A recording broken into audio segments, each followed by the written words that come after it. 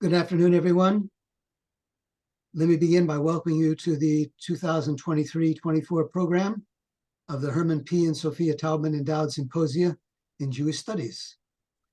My name is Lee Rothfarb, and as some of you may know, I've worked together with Richard Hecht over the past many years in shaping and producing the symposia each year. As of this year, in the second year of his retirement, Richard has passed their leadership to me. Let me take just a moment to acknowledge Professor Hecht's nearly 3 decades of tireless creative service and contributions to the Taubman Symposia. Without his wisdom and leadership, the program would not have reached its present stature. He has built it into what many in Santa Barbara have called a gem of Jewish culture in our community. Even though he has handed over formal leadership to me for the coming year, Richard will remain a frequent and important consultant. I hope that all will bear in mind that the symposia are palpable proof that Jewish culture is alive and well in Santa Barbara and in countless other places around the globe, and will live on despite persistent efforts of some to destroy it. Accordingly, they are also elegant reasoning for continued community support to sustain the program. We therefore hope that you will include the Taubman Endowed Symposia in your philanthropic plans in the current and in future years.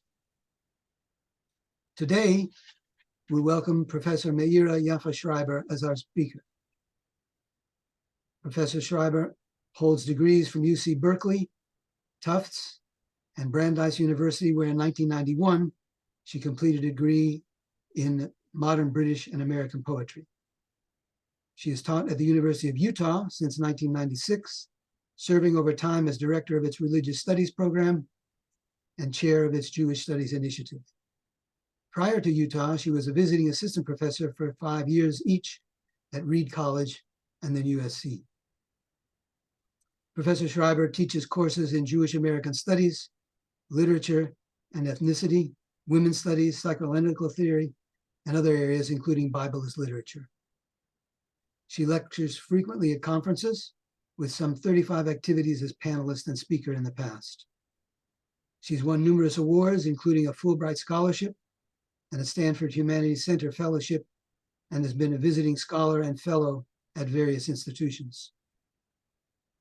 Her first book, Singing in a Strange Land, A Jewish American Poetics of 2007, was the winner of a Choice Outstanding Academic Book Award and of an honorable mention for the Association for Jewish Studies 2011 Jordan Schnitzer Book Award in Jewish Literature and Linguistics.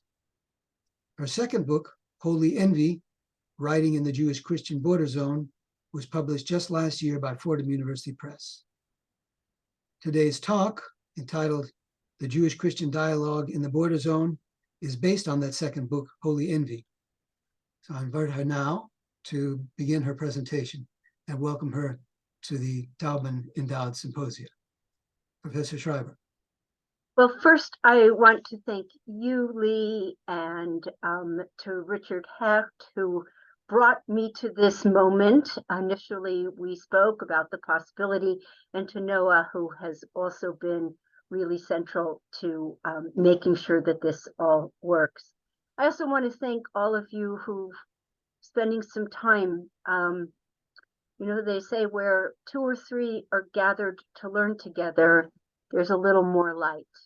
And dearly, we need light. So thanks for giving me this chance to share my work with you. So Holy Envy is a book about Jewish writers, mostly poets, but some novelists as well, who wrestle with their relationship to Christianity.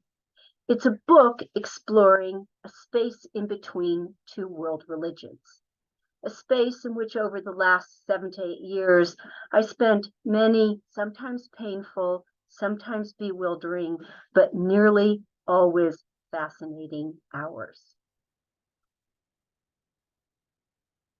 So the question often that I get is, how did I stumble upon this topic? Well, for most of my career, I've been immersed in the world of Jewish literature, focusing especially on Jewish American poetry. To be sure, I knew something about the Eucharist. After all, I regularly teach such powerful poets like Gerard Manley Hopkins and John Donne, for whom Christianity is central. But otherwise, I knew little, and honestly, I wasn't very interested in what living in America is sometimes known as the dominant religion. All of that changed 8 years ago when I attended the annual conference of the American Association of Religious Studies. Reading through the program, I noticed that an old friend from college, Mark Brettler, was speaking. I didn't pay much attention to what he was speaking about, but I knew he was an incredible Hebrew Bible scholar, and it was bound to be interesting. But when I got to the room, nothing prepared me for the energy, the vibrancy of Jewish and Christian scholars debating the then newly published Jewish annotated New Testament, which Mark had co-edited with Amy Jill Levine. And this is the first of the editions. It's been revised and annotated again and expanded. And there will be a third version there is a third version in the works, and they've actually asked me to write the section on Judas Iscariot. So that should be very interesting. But the first time I looked at this gathering of scholars, I took a deep breath and I wondered, what interest could the New Testament possibly hold for Jewish studies scholars? Yes, at that point, I was one of them. A relatively literate, actively identified Jew whose knowledge of the New Testament didn't extend much beyond the first verse of Gospel of John. For the idea of the originary word, the logos, is a staple in literary studies. After the session, I went straight to the bookstore and bought a copy of J. Ant, Jewish Annotated New Testament. It was there that I first encountered the term holy envy. It was in their introduction. And that was the first step in an intellectual journey that resulted in this book that I will talk with you about today. I started to read and was immediately caught up by a phrase that was wholly new to me, holy envy. It was offered by the great, wonderful Swedish theologian and scholar, Krister Stendahl, who was the dean of Harvard Divinity School. As he was trying to negotiate an especially fraught moment of interreligious conflict, he offered 3 rules for interreligious understanding. And the last rule was to leave room for holy envy. Now, Stendahl never explained what he meant by this, which of course made for a field day for scholars who rushed in to explain this evocative phrase. And here I'm going to offer you mine. Holy envy. It's a call that demands for something more than the usual polite nods and murmurings that often dominate interreligious gatherings. Instead, Stendahl challenges us to be genuinely vulnerable and recognize that there may be something about another faith that is genuinely lacking in one's own. And so to risk experiencing in all its pain and discomfort the shameful condition we call envy. With this term, as I understand it, Stendahl means us to understand that real interfaith encounters require much more than mutual tolerance. Instead, such meetings demand that one not only be open to recognizing what is admirable about another's faith tradition, but also to actively recognizing that a different tradition has features that are absent from one's own, thus acknowledging a genuine lack and recognizing that religion as an object worthy of envy. Sometimes such cross-religious forays can be challenging, painful, and risky. Like many, if not most intellectual projects, this one is rooted in a personal narrative. The idea of the border zone, which is in my subtitle, has been, of course, a part of academic conversation for a long time. I think it's particularly interesting to bring it into a Jewish context because Jews have had a long, complicated history when it comes to borders and boundaries. Early in the Hebrew Bible, the Israelites are known by others as Ivrim, Hebrews in the anglicized version. That is, the crossovers who traversed the Euphrates River, and that's in Genesis 14. Interestingly enough, this term, Ivrim, appears only when the crossovers interact with non-Ivrim. In other words, there is something distinctive, different about being a border crosser, something that sets this group apart from others. Despite this designation, or perhaps because of it, Jews are obsessed with setting firm boundaries, dietary boundaries, temporal boundaries, and interpersonal boundaries, particularly when it comes to relationships with non-Jews. For all of our well-intentioned, and it is well-intentioned, language about welcoming the stranger, which is an injunction based on our own long sojourns in foreign lands, we too have struggled for much of our history with a fear of the other. Indeed, we should note that the word Ivrim shares the same Hebrew root, ayin vet resh, as aveira, which means transgression, a violation of a sacred boundary. Many of the more injurious averot, transgressions, are occasioned by Jewish, non-Jewish interactions. For many years, my own Judaism was grounded in this particular linguistic variation, crossing as transgression, a stain to be studiously avoided. From my mid-teens until well into my 30s, I lived as an Orthodox Jew. My world was defined by boundaries. I strictly observed the laws of Shabbat, the Sabbath, including those that dictated on Shabbat one can carry objects only within an area demarcated by what is called an eruv, a boundaried space determined according to Jewish law. But long before I took it upon myself to observe these strictures, I knew that there were certain boundaries that were inviolate, specifically boundaries between Jews and non-Jews. I didn't grow up in an Orthodox family. My father was an ardent secular Zionist who sent me to an Orthodox day school so that I could learn Hebrew, but he insisted firmly that I not try and foist all that narishkeit, that nonsense, on him. My mother, in particular, who grew up as one of only 5 Jewish families in Shawnee, Oklahoma, was very social and had many non-Jewish friends. Nonetheless, I grew up with a clear sense of difference, us and them, Jews and Goyim. One memory. I was in my 20s and standing at my grandmother's graveside as her body was being lowered into the ground.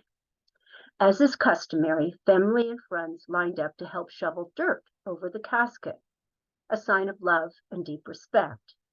A non-Jewish friend took up the shovel.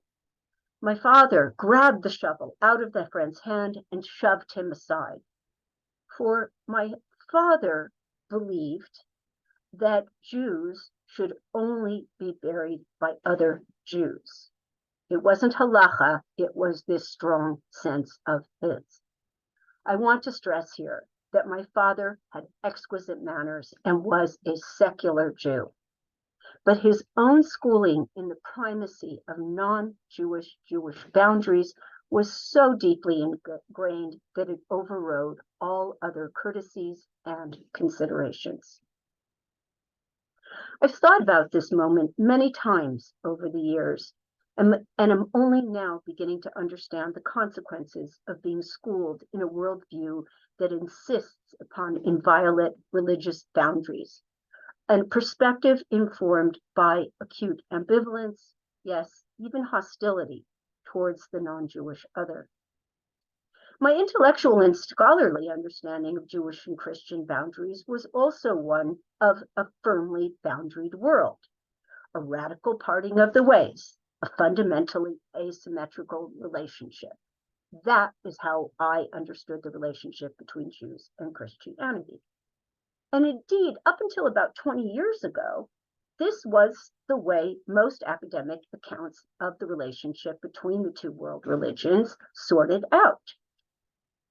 But this model has been thoroughly revised recently by all kinds of scholars who have been busily mining the depths to start with of writing in the Tanaira period, roughly spanning from the late first century to the early part of the 4th century, to show how what was once described as a radical parting of the ways, a static model of relationship which cast Judaism as the parent of Christianity, the child who left home without looking back, is actually a considerably messier, more fluid, and more interesting kind of relation.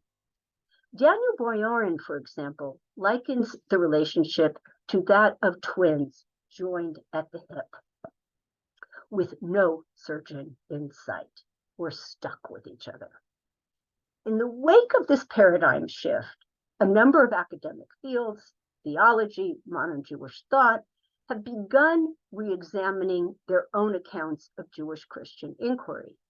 But literary studies, which is my own field of expertise, has neglected this important phenomena. So instead of viewing Christianity as an aesthetically coercive force to be embraced or resisted, I decided to pursue a question posed by Daniel Boyarin, who asks, quote, what creative use can be made of problematic desire, which is how he casts the Jewish-Christian interaction. And he continues, not only what pleasures does it engender, but what use can it be in the world?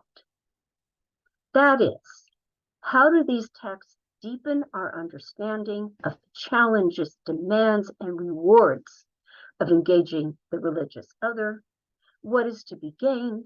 What is to be lost by engaging the religious other?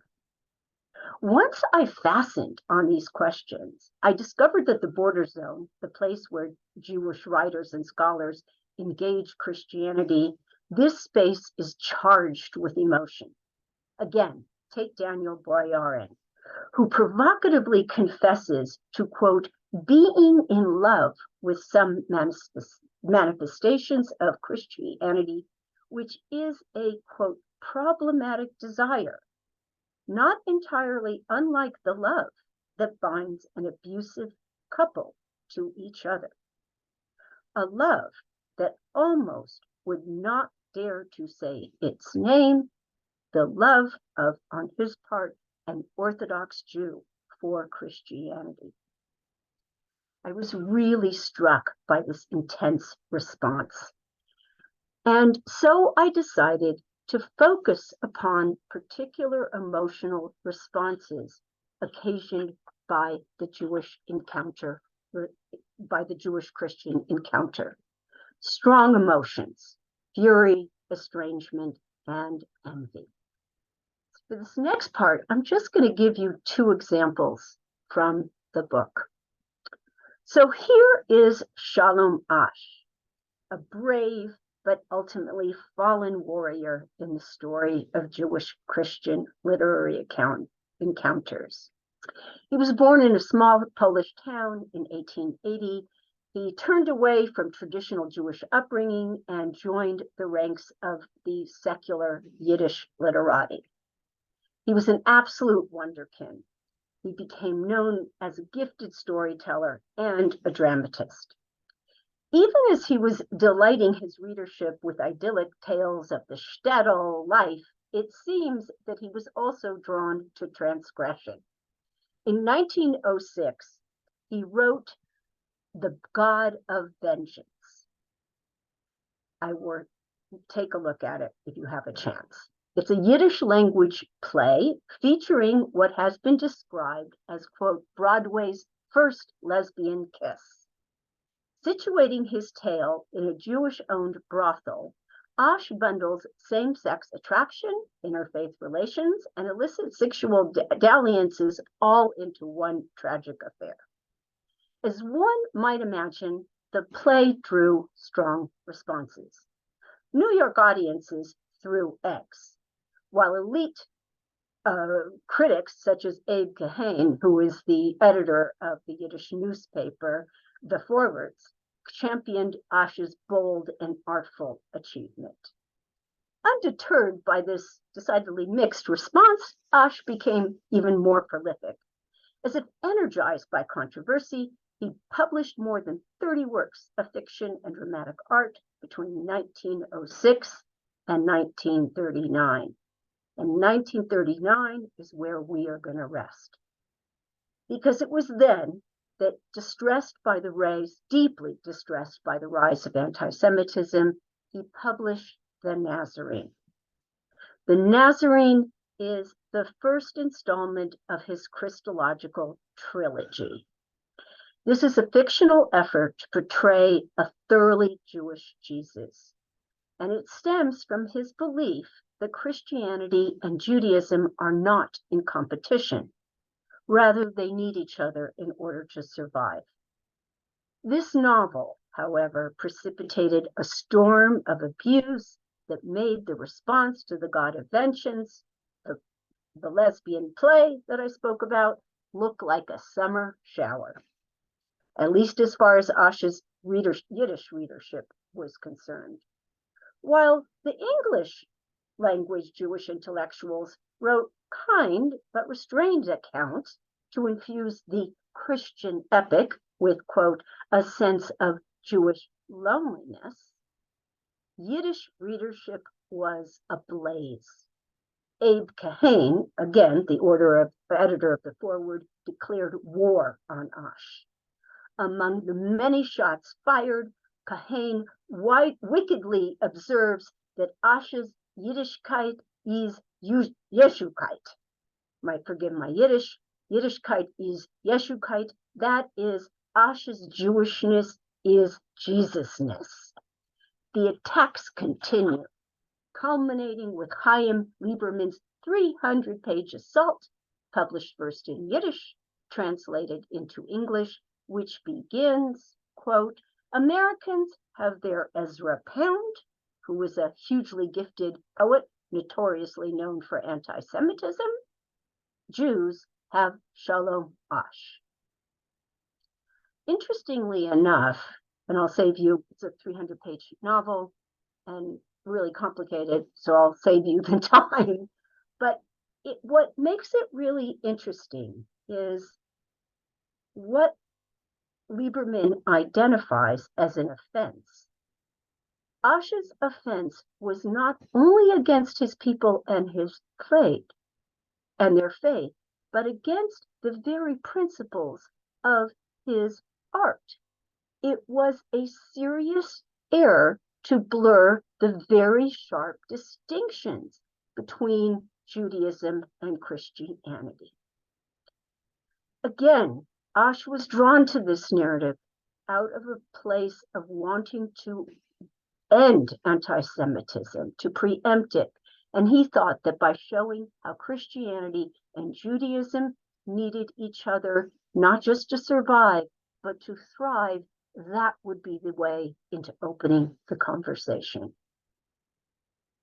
Osh dies misunderstood, a prophetic writer, radically ahead of his time, and really in a state of literary exile. Now for another writer. As Osh demonstrates, the space between Jewishness and Christianity can be harrowing, but nowhere perhaps is the challenge of growing up and living in this in-between space explored more deeply than in the delicately wrought poems of spiritual estrangement and longing of Denise Levertov. Often recognized as a Jewish American poet, I discovered that her religious inheritance was actually much more complex. For Denise, pictured here, was the daughter of Paul Philip Levertov, the founder of Hebrew Christianity. Born into a Hasidic family, Paul (née Feivel) becomes a devoted follower of Rebbe Yehoshua of Nazareth, Jesus, and lives out his life as, quote, a lone Hasid in a Christian world.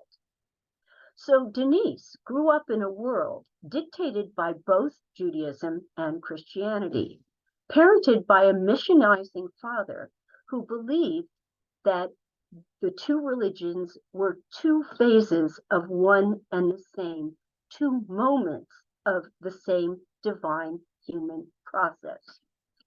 So here's a picture of Denise. She's being held by her sister. Her father is properly attired, and they are with the altar boys who helped them conduct Mass, which was recited in Hebrew.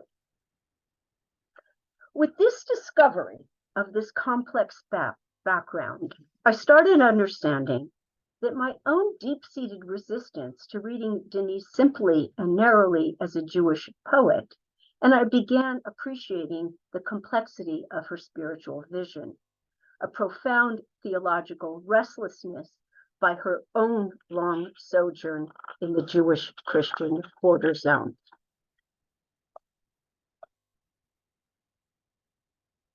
This is simply a copy of the book that was distributed. It's Brit Hadasha, which is the New Testament in Hebrew. And this was a standard text in Denise Levertov's home. And here is the poem.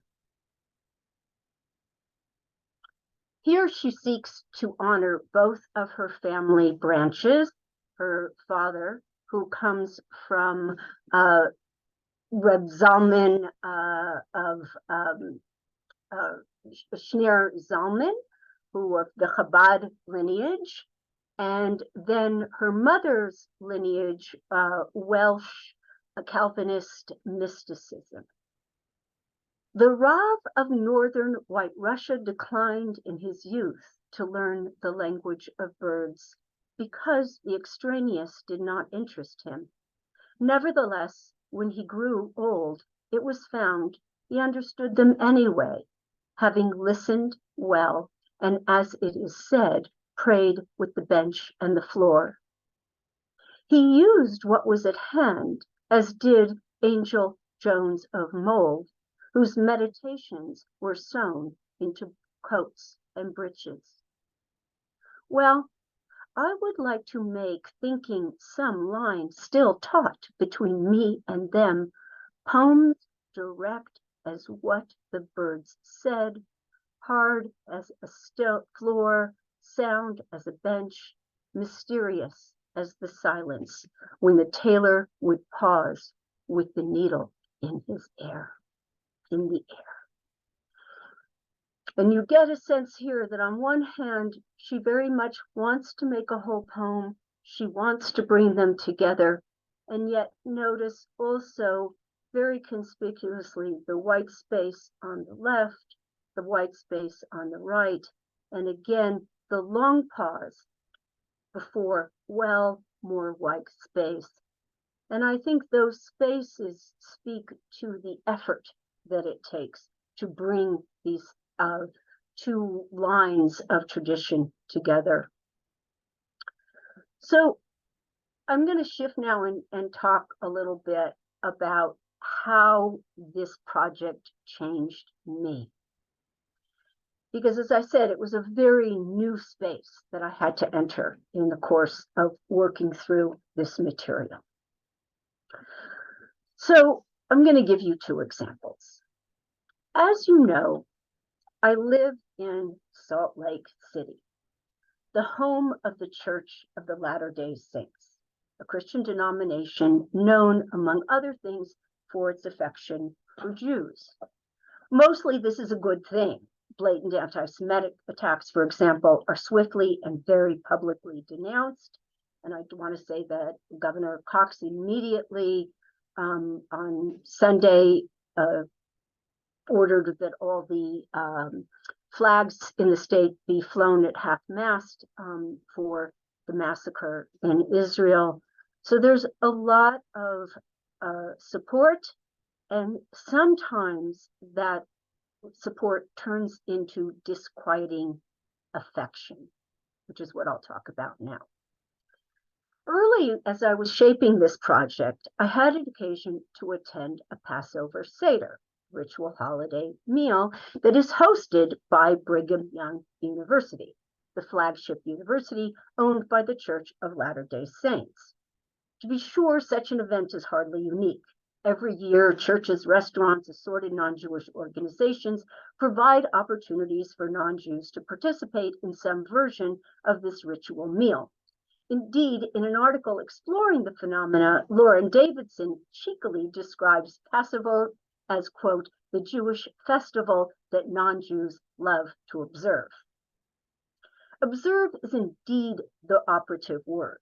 From one hand, it can mean to attentively notice.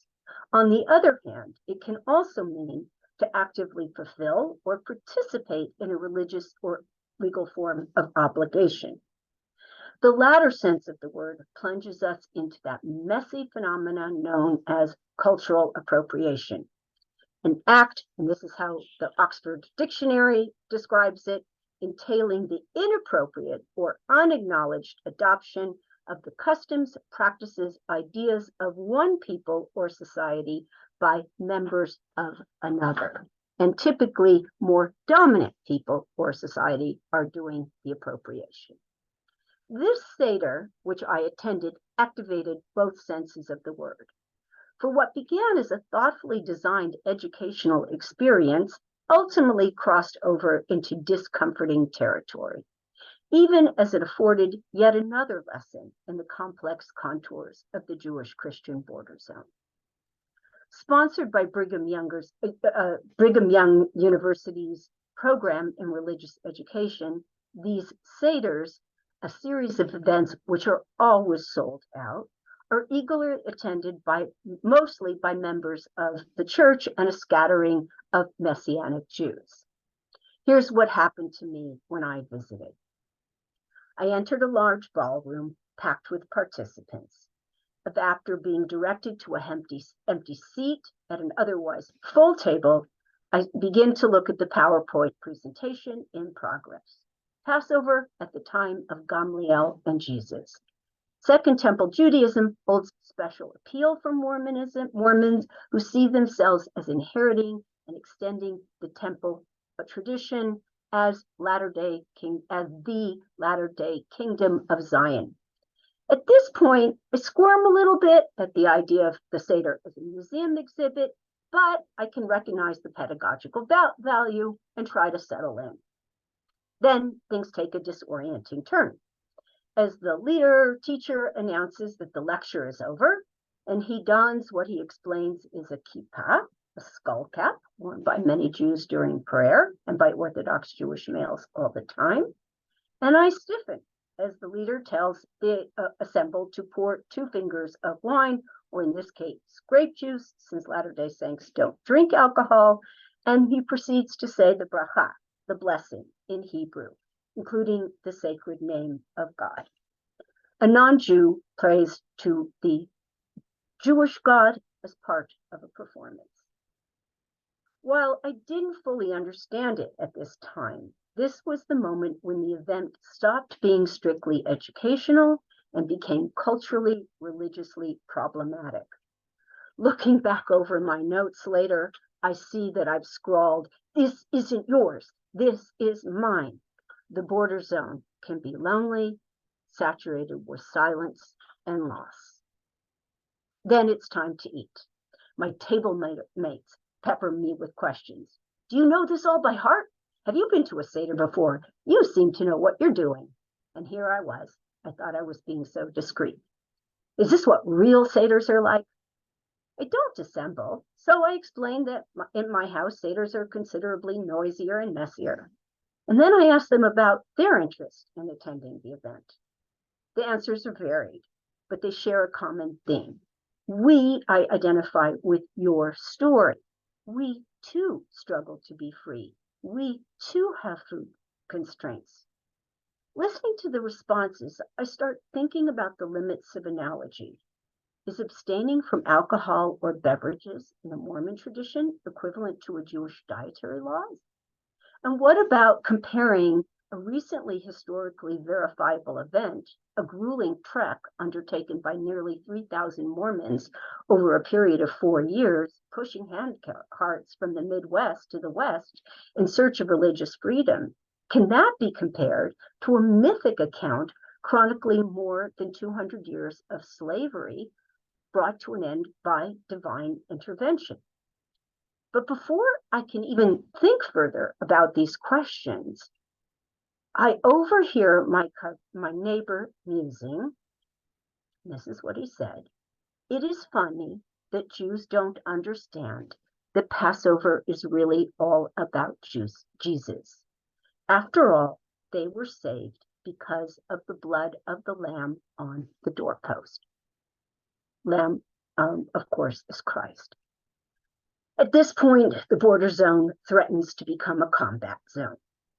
In retrospect, I could have benefited from the sturdy wisdom of Amy Jill Levine, who is an amazing warrior on the front lines of Jewish-Christian relation, who is very wary of church-sponsored seders, despite their educational benefits.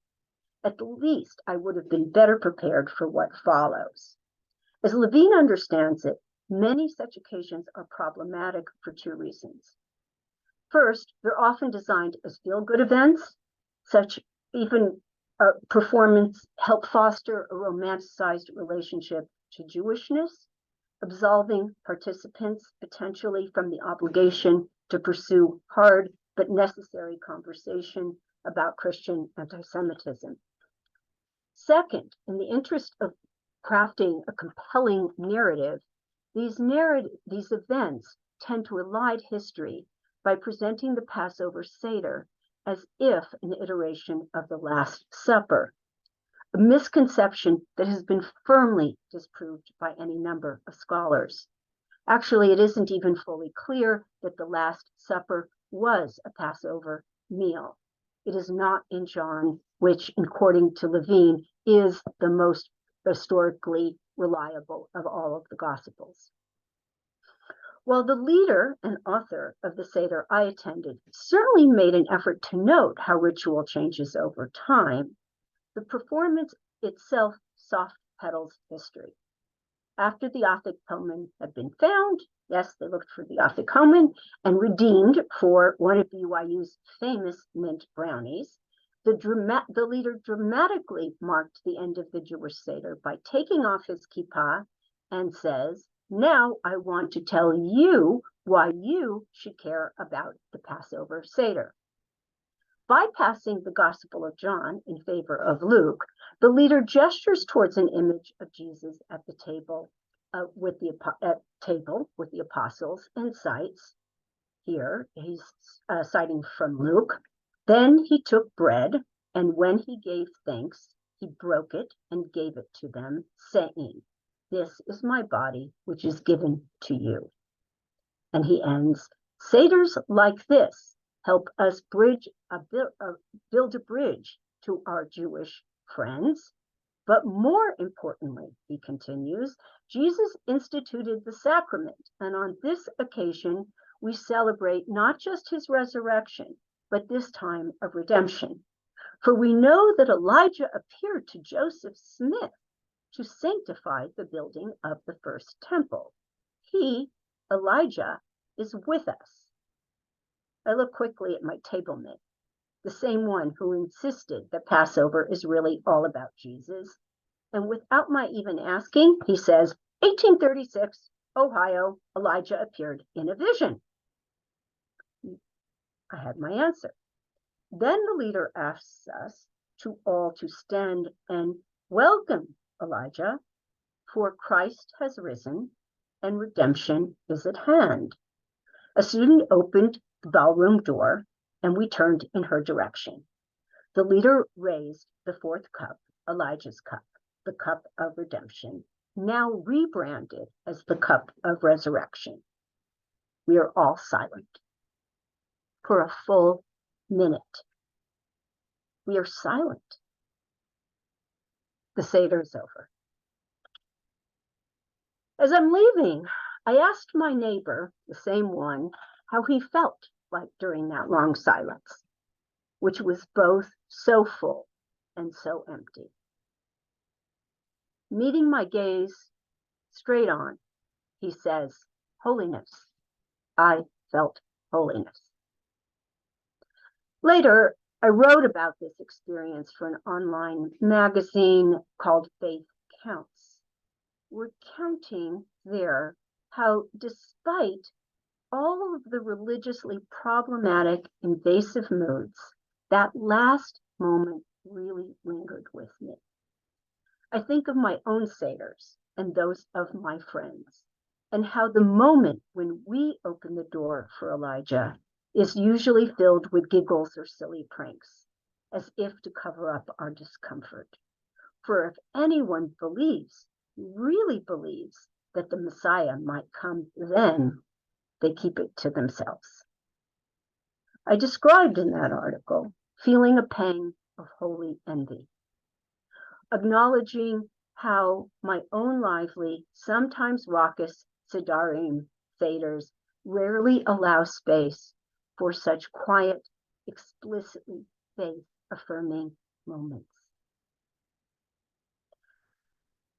So as I reflect on this, I realized that I had spent the evening so intent on safeguarding my own religious boundaries, noting with irritation every minute that the leader trespassed onto my territory, that I had missed an opportunity to peer over the edge into what Martin Buber calls a holy abyss, and to venture into the uncomfortable zone and to the uncomfortable space that holy envy designates. The image here is of the Seder as prepared by BYU. I'm going to end this, and then I hope there may be some questions, some discussion, talking about the image that's on the cover of the book. It is called Reliquary 2, and it's by an artist who lives here in Utah. She's internationally known. Her name is Beth Kransky. I think prior to writing this book, I would have not known what to do with this, especially since it's called a reliquary. I might have looked at it as some kind of travesty or barbed provocation, because for me, the word reliquary brings to mind walking through shadowy cathedrals and looking into beautiful constructions that have bones or hair or bits of fabric belonging to a saint or to a holy figure. But I was now in this place where I was able to look a little more carefully. This reliquary contains a clearly recognized Jewish prayer garment and was crafted to honor a now decayed shul synagogue in New Haven.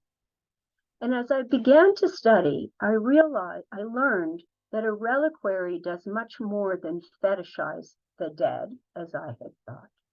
Rather, they're believed to have had restorative, transformative functions. They began as a response to the traumas suffered by early Christian martyrs, whose bodies were often subjected to such acts of desecration as burning and fragmentation. By enshrining the remains, reliquaries are sacred, compensating for the trauma, providing a space where wholeness can be restored and access to the divine can be achieved. By enclosing that which is of the divine, reliquaries conceal as much as they reveal, making vivid the intimate and mysterious nature of divine encounter.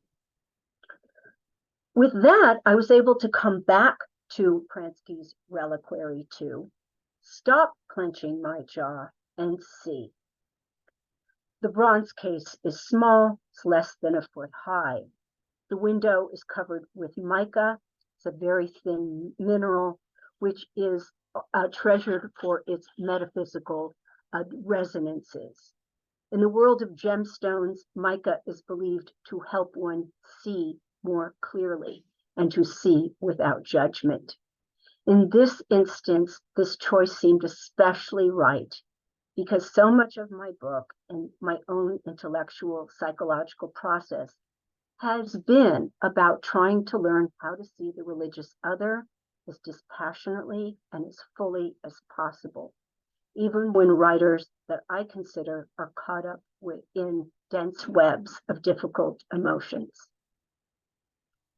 While traditional reliquaries are often thickly coated with gold and jewel encrusted, Pransky's rendition takes a lighter touch.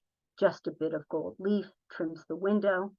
In this way, Pransky's reliquary is in dialogue with Catholic tradition. It isn't an act of wholesale appropriation.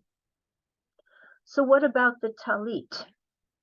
It's not clear where it comes from, and that seems important. Unlike the bits of bone or scraps of cloth housed in a traditional reliquary, the talit does not signify the presence of a specific holy person.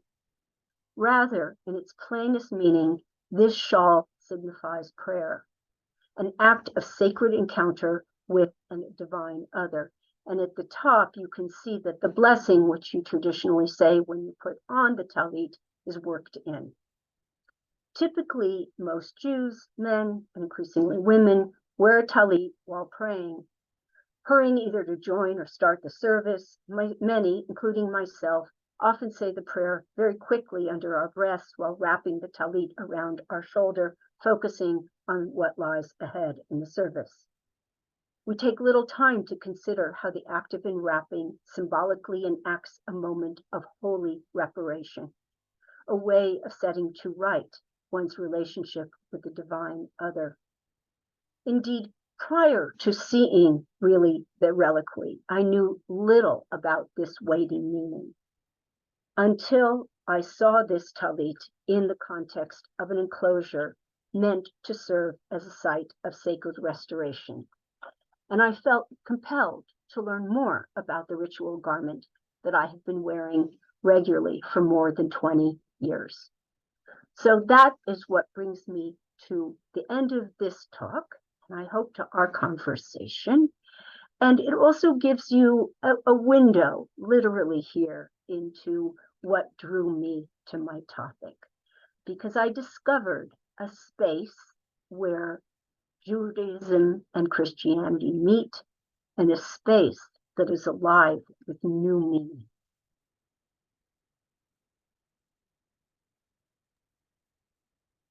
And I'm here. Well, thank you, Maeera, for a lovely and thought-provoking talk. Often during the talk, there are questions that pop up in the Q&A. This time there were not. Let me invite those who care, have a question, to type something in there, and I'll read them off, present them to you, and you can answer. There weren't any. Stendhal and see Maeera.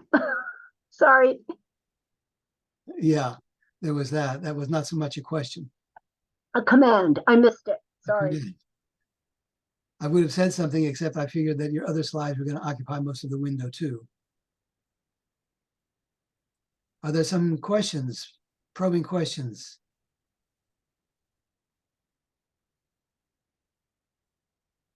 I was wondering what you thought about what sometimes very early crops up as differences when children, for instance, celebrating Hanukkah and Christmas, draw these distinctions that are very deeply theological, but on the surface can be treated also very trivially, and sometimes lead to a kind of interfaith celebration of these things, which I always thought rather curious, but makes more sense to me now. I've kind of changed. So let me be clear. Ali, I may not be following your question, but are you asking about when families celebrate the two Well, holidays? there seems to be sometimes an envy. You talk about holy envy. Oh, for sure. I mean, I know deeply that I experienced envy around. I'd be hard pressed to find someone who didn't at some point. Um, it's it's a big celebration, and if you're drawn to moments where there is this, I don't know, sort of collective effervescence, and everybody seems to be excited, and everybody's moving in the same direction, and you're left out. Yeah, that's a moment of a wounding moment, to be sure. Considering where you live in the country, you may be in elementary school or middle school with predominantly non-Jewish students in your class. So it's easy to see how a very large celebration and almost a kind of a cultural event that Christmas is being drawn into that. Yes, I mean, I think that it's there when it's the cultural events that are absolutely, they are the large scale, spectacular displays that are, no matter how much you say, whatever, about Hanukkah, let's face it, it pales in comparison. And which is hard for kids. It's hard for kids. You can say, oh, we have 8 lights, but I think I would, this is getting more into parenting questions. I'd love to see people try to break down the comparing mind, like just not say, oh, we have this. Yeah, that is wonderful that they have that. It's really fabulous. And sit with that. Yeah. Unfortunately, these two things come together in the time of year where the days are getting shorter and shorter. There's less and less light, and just about the time when it starts to increase, the 8 candles, increasing the light, etc. These two things come together. So you're faced with explaining the two of them for your children, whose understanding is obviously limited.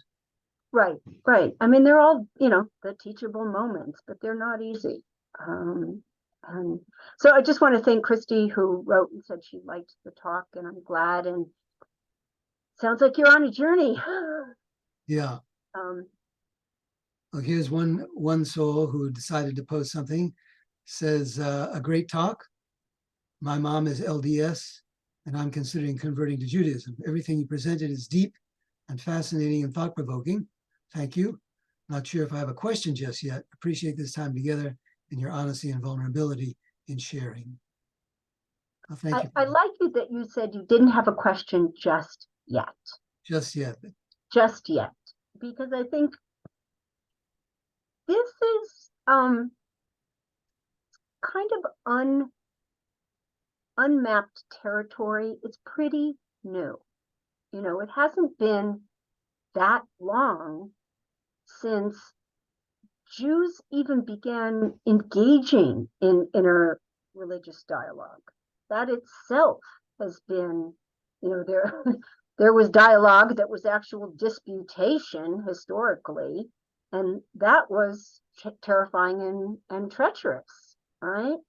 So this notion of saying, oh, we welcome, a level playing field, a conversation. How do you see it? How do I see it? It's new ground.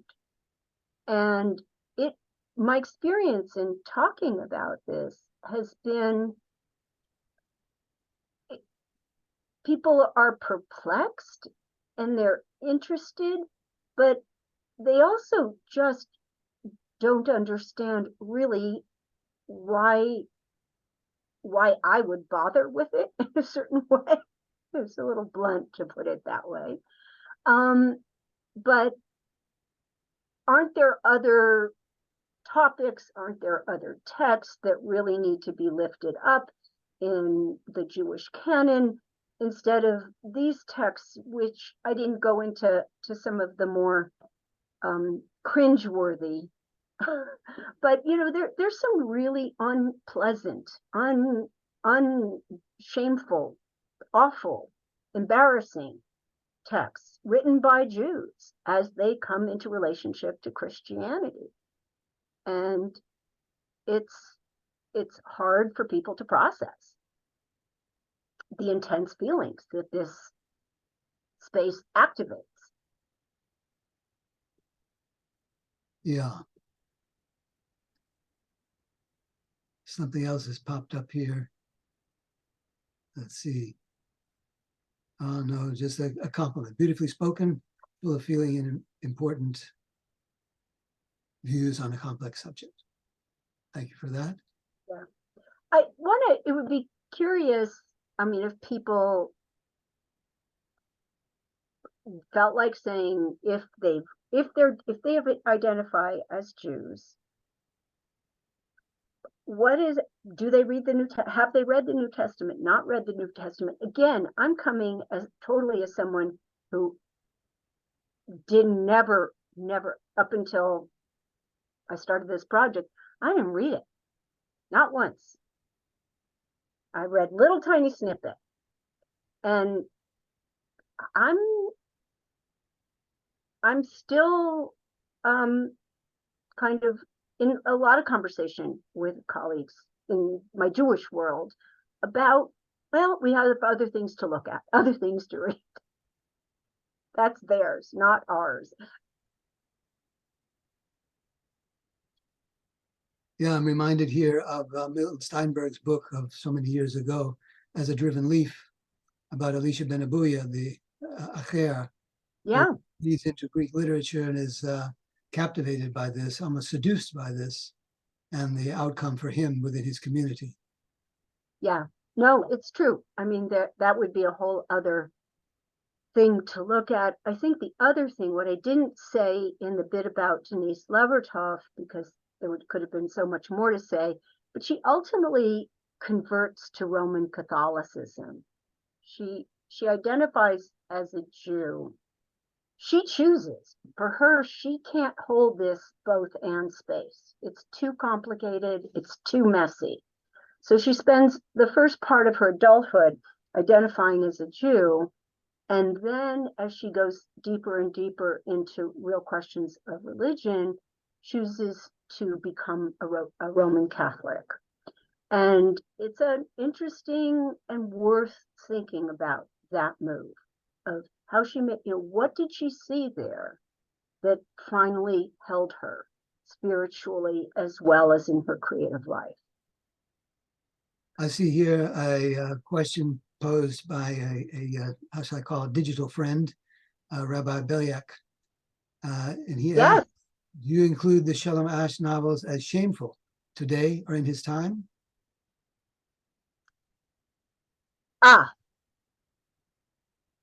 That's such a good question. So I've been in conversation around this book with a colleague of mine, a friend who is very Catholic.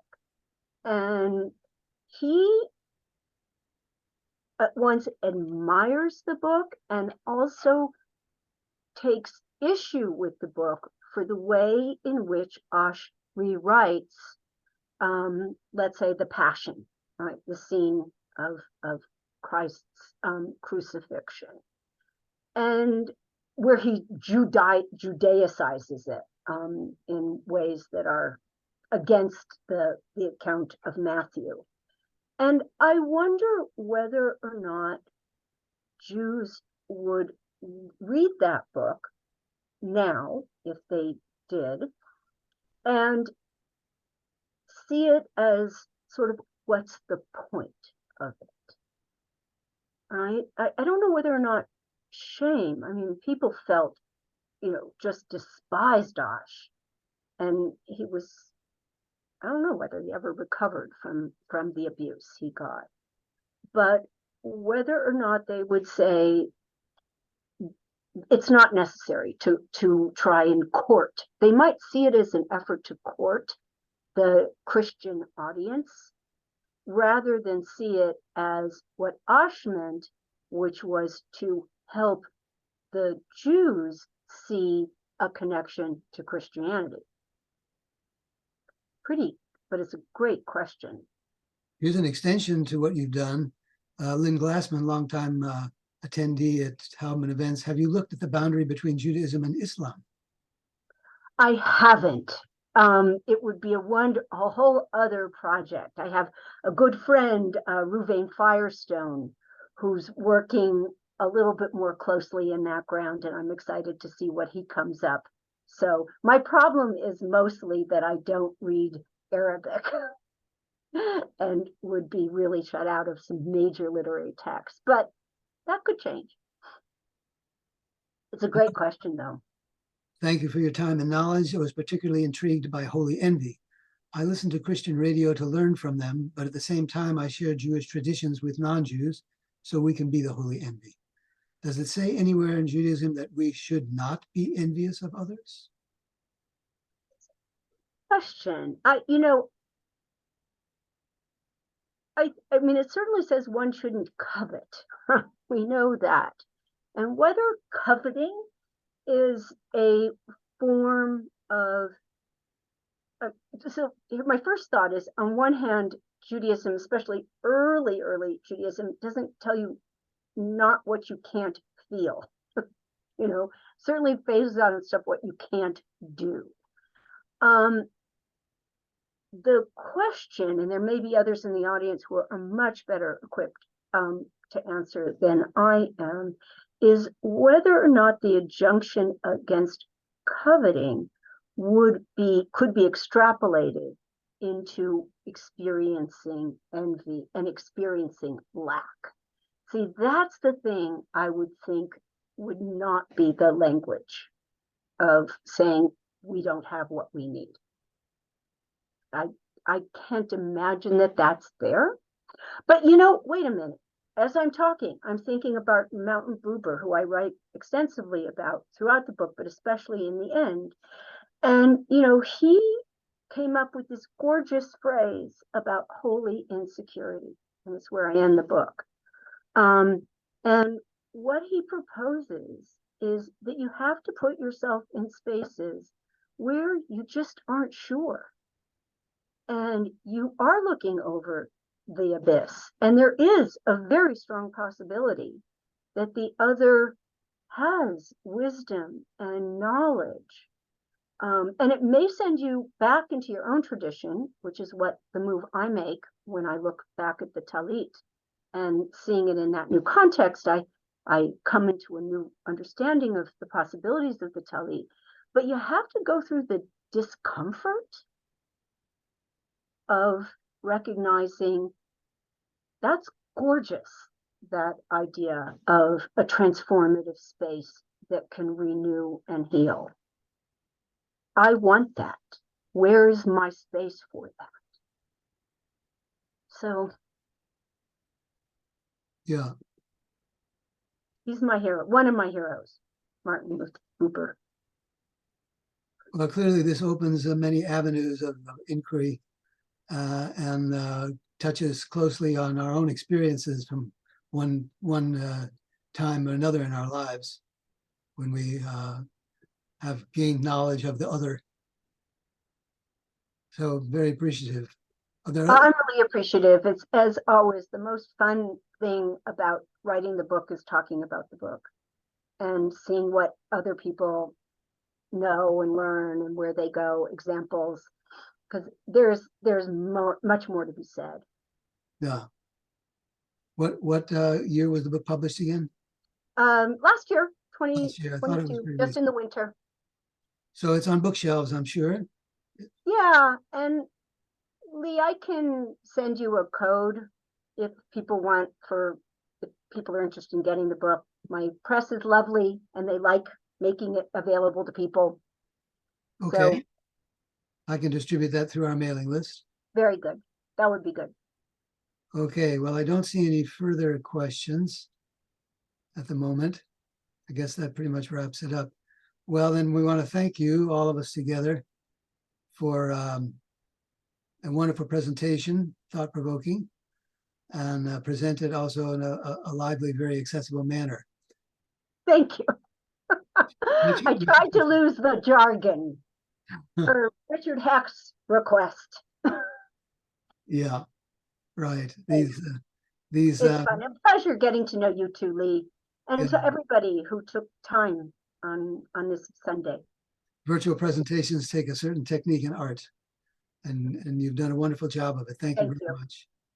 Thanks Well, again. thank Well, you. again, and you can write if you have questions. I love responding. So Okay. I'm out there. Anybody interested in doing that? I can. But you just have to spell my last name without the C. Right. We noticed that, or I noticed that a little bit later. I had conflicting sources, one with and one without C. I erased the C's from everything except the URL that people would need to come in. Got it. Other than that, it's all fantastic. Okay. Good. Thank you again. Thanks Thank to all you. those who attended today. Thank Let me remind you about our next event, which is on November the 19th. November 19th, Rotem Rosenthal, a photo historian, curator, writer, and the executive director of the LA Center for Photography. So that will be an interesting session in a different direction. There will be invitations and information going out about that as they were for your event, Maeera. So Yes. I ask those who are here to please watch out for that, and we hope you will attend. Very good. Thank you. Good afternoon to everyone. Bye. Good afternoon, everyone. Thank you again. It was a pleasure.